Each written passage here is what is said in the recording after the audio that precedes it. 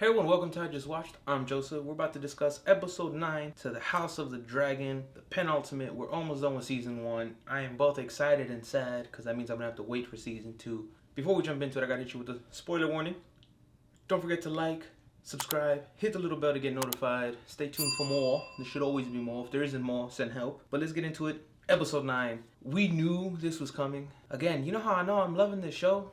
A little bit more every time is how emotional I'm getting to when people do shit on screen. When they're sitting at the small council, or really the green council, and plotting and scheming, I was heated than a motherfucker.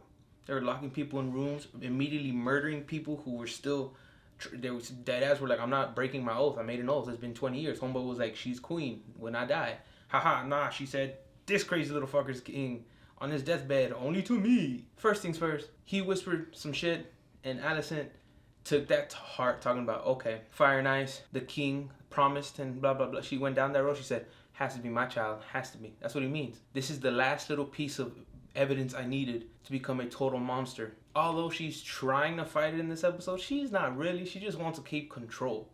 And the way for her to keep control is to put her retarded ass son on the Iron Throne because she can control him. Whereas her dad, Otto, wanted to put her on the throne because he knows that little child is whack as fuck. I say that because this episode, I was sitting there watching all this, everything go down, and it's a great episode. It's weird because so much happens, but at the same time, very little. Making sure Rhaenyra can't find out that he's dead yet, not until she puts Aegon as king, and they rush the ceremony. They're locking people in, they're putting people in dungeons, and they're just trying to make it happen. Make sure that by the time Rhaenyra finds out he's already king, it's in the books, and now she has to truly fight and rebel to get the kingdom that is hers, technically. King Viserion said it. I say all that because I'm going to jump to the end of this bad boy. The end.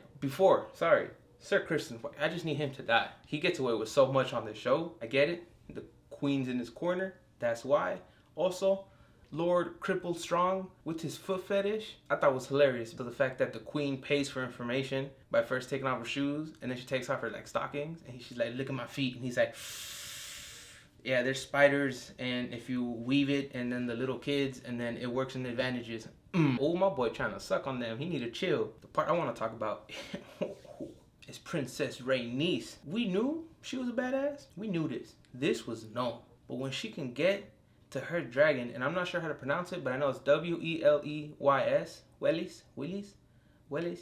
That she dragon is beautiful. The design, the concept of that dragon is beautiful. But when she busted out, as soon as Homeboy was king, and then Homeboy, as soon as he saw the power that came with it, he was like, I'm king. And he's kept doing this. And I was like, oh, hey, look, he was fucked up before, but now he knows the level of power he holds. Oh, we're done. It's over. And she jumps out. Well, the dragon jumps out. She's on top of it looking like a bad-ass bitch in front of him. And I was like, oh, again, I was getting emotional. Yelling at my TV, talking about burn them. Dracarys. Burn all them motherfuckers. Please, burn them alive. I want to watch. She didn't, because then that would be the end of the show. We would get no more seasons. And then that would be the end of the story. So, of course, she didn't, but I wanted it. I've never screamed Dracarys so loud and passionate in my life. Also, the fact that she scared him and had the dragon just scream at him, and everybody said, because they thought they died, was beautiful. And then that dragon, big as fuck, they're trying to close the door and said, nah, and then went like in and then out, and I was like, bruh, I don't know why we haven't gotten more, but that is probably one of my new favorite dragons on this show.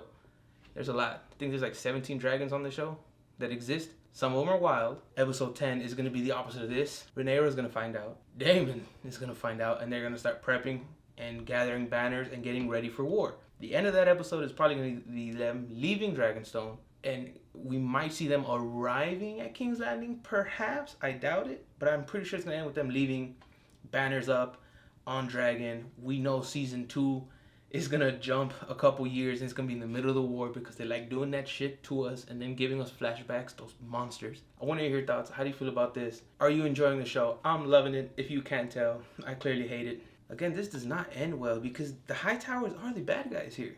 The Targaryens, well, Rhaenyra, because I mean there's Targaryens on both sides, but Princess Rhaenyra, she's supposed to be queen, but you know what I'm saying, all right? She's supposed to be in charge. She's supposed to be running shit, and they doing some shady shit, and that bugs me and it doesn't end well. I want to hear your thoughts down below. How you feel about the show? How'd you like this episode? What team are you on? Are you on Team Green, Hightower, Team Red, Targaryen? I'm Targaryen. Never three dragons. Rawr. Down below in the comment section. I love hearing from you. But until next time, stay safe, be well. Adios.